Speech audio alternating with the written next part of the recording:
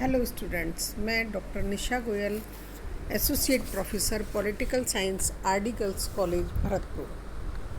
हम लोग पढ़ रहे थे बीए पार्ट सेकंड के सेकंड पेपर भारतीय राज्य व्यवस्था के अंतर्गत प्रधानमंत्री और मंत्रिपरिषद के बारे में। आज हम पढ़ेंगे प्रधानमंत्री का चयन व नियुक्ति। ब्रिटिश संविधान में प्रधानमंत्री का पद परंपरा पर आधारित है, लेकिन भारत में प्रधानमंत्री पद को संविधान द्वारा मान्यता प्रदान की गई है। किंतु भारतीय संविधान में प्रधानमंत्री पद का संक्षेप में ही संविधान के अनुच्छेद 74, 75 तथा 78 में उल्लेख किया गया है। अनुच्छेद 74 में कहा गया है कि राष्ट्रपति को उसके कार्यों के संपादन में सहायता और परामर्श देने के लिए एक मंत्रिपरिषद होगी, जिसका प्रधान प्रधानमंत्री होगा। अनुच्छेद 75 में कहा गया है कि प्रधानमंत्री की नियुक्ति राष्ट्रपति द्वारा होगी और वह प्रधानमंत्री की सलाह से अन्य मंत्रियों की नियुक्ति करेगा। अंत में अनुच्छेद 78 में राष्ट्रपति के साथ व्यवहार के विषय में प्रधानमंत्री के 3 कर्तव्य बताए गए हैं।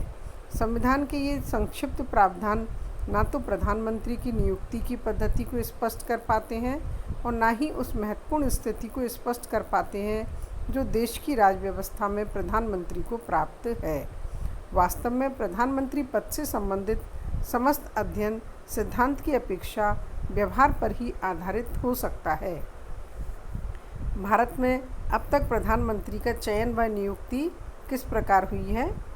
प्रधानमंत्री का चयन उस दल द्वारा किया जाता है जिसे लोकसभा में बहुमत प्राप्त हो और फिर उसकी नियुक्ति राष्ट्रपति द्वारा की जाती है। इस प्रकार दल द्वारा चयन पहले होता है और फिर उसकी नियुक्ति बाद में। 1946 में प्रधानमंत्री पद के लिए 2 दावेदार हो सकते थे, पंडित नेहरू और सरदार पटेल। इनमें महात्मा गांधी द्वारा पंडित नेहरू को प्रधानमंत्री पद के लिए चुना गया। इस प्रकार पंडित नेहरू ने प्रधानमंत्री पद महात्मा गांधी के आशीर्वाद से प्राप्त किया, लेकिन वे अपने ही अधिकार से इस पर बने रहे। 1950 में सरदार पटेल की मृत्यु के बाद कांग्रेस दल में कोई भी ऐसा व्यक्ति नहीं था जो पंडित नेहरू की सत्ता को चुनौती दे सकता। अतः प्रथम, द्वितीय और तृतीय आम चुनाव के बाद दल के द्वारा पंडित नेहरू का दल के नेता के रूप में चयन और राष्ट्रपति द्वारा उनकी प्रधानमंत्री के रूप में नियुक्ति मात्र एक औपचारिकता ही थी। 1950 से लेकर अब तक प्रधानमंत्री का चयन व नियुक्ति में 4 प्रकार की स्थितियां बनी हैं। नंबर 1, स्वयं जनता द्वारा प्रधानमंत्री का चयन। जब किसी एक नेता के नाम पर कोई राजनीतिक दल या दलीय गठबंधन लोकसभा में बहुमत प्राप्त करता है, चुनाव जीतता है, तब यह समझा जाता है कि स्वयं जनता ने प्रत्यक्ष निर्वाचन के आधार पर प्रधानमंत्री का चयन किया है। 1952, 1957, 1962 में स्वयं जनता ने प्रधानमंत्री पद के लिए पंडित नेहरू का चयन किया था। 1971 तथा 80 में श्रीमती गांधी, दिसंबर 1984 में श्री राजीव गांधी। इस पद के लिए चयन भी स्वयं जनता ने किया था। 1999 में प्रधानमंत्री के चयन में भी जनता ने महत्वपूर्ण भूमिका निभाई। मई 2014 और मई 2019 में भी प्रधानमंत्री नरेंद्र दामोदर दास मोदी के चयन में भी जनता की ने महत्वपूर्ण भूमिका निभाई है। नंबर 2, आम सहमति के आधार पर प्रधानमंत्री का चयन। 1964 में शास्त्री जी, 1967 में श्रीमती गांधी, 1977 में मोरारजी देसाई, दिसंबर 1989 में वीपी सिंह, जून 1991 में पीवी नरसिंह राव, मई 1996 और अप्रैल 1997 में क्रमशः देवेगौड़ा और गुजराल ने आम सहमति के आधार पर प्रधानमंत्री पद प्राप्त किया था। नंबर 3, लोकसभा में बहुमत दल या बहुमत वाले गठबंधन में नेता पद के लिए चुनाव संघर्ष और प्रधानमंत्री का चयन। 1966 में शास्त्री जी के निधन के बाद कांग्रेस संसदीय दल ने श्रीमती गांधी और मोरारजी देसाई 2 उम्मीदवारों में से श्रीमती इंदिरा गांधी को नेता चुना था। नंबर 4, लोकसभा में दलीय स्थिति स्पष्ट न होने या आकस्मिक रूप से प्रधानमंत्री का पद रिक्त हो जाने पर राष्ट्रपति द्वारा स्वविवेक के आधार पर प्रधानमंत्री का चयन। 1979 में चरण सिंह और नवंबर 1990 में चंद्रशेखर का प्रधानमंत्री पद पर चयन राष्ट्रपति द्वारा स्वविवेक के आधार पर ही किया गया। 1984 में श्रीमती गांधी के देहावसान के बाद राजीव गांधी का प्रधानमंत्री पद के लिए चयन भी लगभग इसी श्रेणी में आता है। लोकसभा चुनाव के तुरंत बाद अप्रैल 1996 में वाजपेयी की प्रधानमंत्री पद पर नियुक्ति भी इसी श्रेणी में आती है। प्रधानमंत्री का चयन मार्च 1998। 12वीं लोकसभा का सबसे बड़े दल भाजपा थी और भाजपा ही अपने सहयोगियों के साथ मिलकर सरकार बनाने की स्थिति में थी। भाजपा ने चुनाव के पूर्व ही वाजपेयी को अपना संसदीय नेता घोषित कर दिया था और भाजपा को प्राप्त सफलता में वाजपेयी का निश्चित योगदान है। इस दृष्टि से वाजपेयी को प्रधानमंत्री पद के लिए जनता की पसंद कहा जा सकता है, लेकिन यह स्थिति आंशिक रूप में ही सत्य है क्योंकि लोकसभा में भाजपा की स्थिति स्पष्ट बहुमत से बहुत दूर थी। प्रधानमंत्री का चयन अक्टूबर 1999। राष्ट्रीय लोकतांत्रिक गठबंधन ने 13वीं लोकसभा के चुनाव वाजपेयी के नेतृत्व में लड़े थे। इस दृष्टि से 1999 में प्रधानमंत्री के चयन में जनता ने महत्वपूर्ण भूमिका निभाई। प्रधानमंत्री का चयन मई 2004। 14वीं लोकसभा चुनाव के बाद प्रधानमंत्री का चयन विभिन्न स्थितियों से होकर गुजरा है। लोकसभा में एक दल के रूप में कांग्रेस और एक गठबंधन के रूप में कांग्रेस गठबंधन के सदस्यों की संख्या सबसे अधिक थी तथा चुनाव परिणाम आने के लगभग तुरंत बाद ही वामपंथी गठबंधन ने स्पष्ट कर दिया कि वह सरकार के गठन में कांग्रेस दल को समर्थन देगा। इस प्रकार कांग्रेस गठबंधन को लोकसभा में बहुमत प्राप्त हो गया। कांग्रेस द्वारा सोनिया गांधी को सर्वसम्मति से अपना नेता चुना जाने के बाद समर्थक दलों ने सोनिया गांधी को अपना समर्थन पत्र सौंप दिए। इस प्रकार सोनिया गांधी का प्रधानमंत्री बनना निश्चित समझा गया।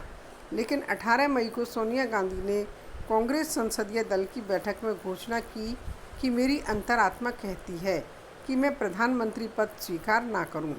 कांग्रेस दल के भारी दबाव के बावजूद वे अपने निर्णय पर दृढ़ रहीं। 19 मई को कांग्रेस संसदीय दल की बैठक में स्वयं उन्होंने नेता पद के लिए डॉक्टर मनमोहन सिंह का नाम प्रस्तावित कर उन्हें नेता चुनवाया।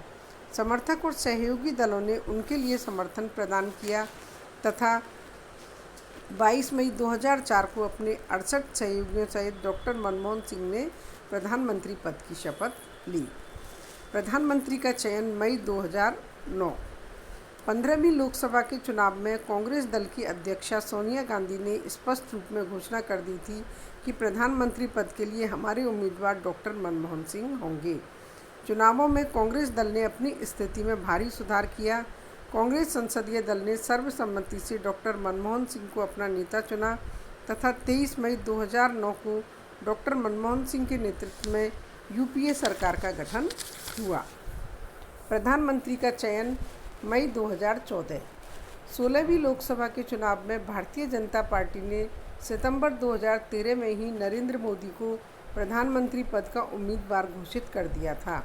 मोदी के नेतृत्व में देश भर में व्यापक प्रचार अभियान चलाया गया। मतदाताओं ने भारतीय जनता पार्टी के नेतृत्व में राष्ट्रीय जनतांत्रिक गठबंधन के पक्ष में जनादेश दिया। स्वयं भारतीय जनता पार्टी को पहली बार 282 सीटों के साथ लोकसभा में पूर्ण बहुमत प्राप्त हुआ। भारतीय जनता पार्टी संसदीय दल एवं राष्ट्रीय जनतांत्रिक गठबंधन ने नरेंद्र मोदी को अपना नेता चुना। 26 मई 2014 को नरेंद्र मोदी के नेतृत्व में राष्ट्रीय जनतांत्रिक गठबंधन की सरकार का गठन हुआ। 17वीं लोकसभा मई 2019 में भारतीय जनता पार्टी ने 303 सीटों पर जीत हासिल की और पूर्ण बहुमत के साथ में नरेंद्र मोदी के नेतृत्व में ही राष्ट्रीय जनतांत्रिक गठबंधन की सरकार का गठन हुआ।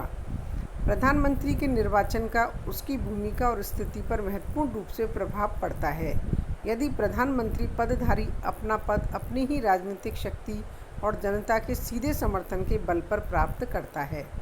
पंडित नेहरू ने अपने जीवन काल में तथा श्रीमती इंदिरा गांधी ने 1971 तथा 1980 में तथा 2014 व 2019 में नरेंद्र मोदी ने इसी रूप में पद प्राप्त किया था, तो आत्मविश्वास के साथ शासन प्रमुख के रूप में कार्य करने में समर्थ होता है। लेकिन जब वह अपना पद अन्य तत्वों के समर्थन और सहयोग के बल पर प्राप्त करता है, जैसे 1964, 1966, 1967, 1977, 1989, 1990, 1996, 1997, 2004 व 2009 में यही स्थिति थी, तो प्रधानमंत्री पद की स्थिति स्वाभाविक रूप से निर्बल हो जाती है। प्रथम स्थिति ही प्रधानमंत्री पद और भारतीय राज व्यवस्था के हित में है। 1989 से 91 तक, पुनः 1996 से 98, 2004 व 2009 की राजनीति से स्पष्ट है कि विभिन्न राजनीतिक दलों के समर्थन से नियुक्त प्रधानमंत्री एक निर्बल प्रधानमंत्री होता है और राजनीतिक अस्थायित्व का कारण बनता है। श्रेष्ठ स्थिति निश्चित रूप से यह है जिसके अंतर्गत लोकसभा में किसी एक राजनीतिक दल को या चुनाव पूर्व गठित किसी दलीय गठबंधन को स्पष्ट बहुमत प्राप्त हो तथा वह गठबंधन विचारधारा पर आधारित एक सुदृढ़ गठबंधन हो। ये था अब तक भारत में प्रधानमंत्री का चयन व नियुक्ति। अगले लेक्चर में देखेंगे प्रधानमंत्री की शक्तियाँ और विविध रूपों में उसकी भूमिका।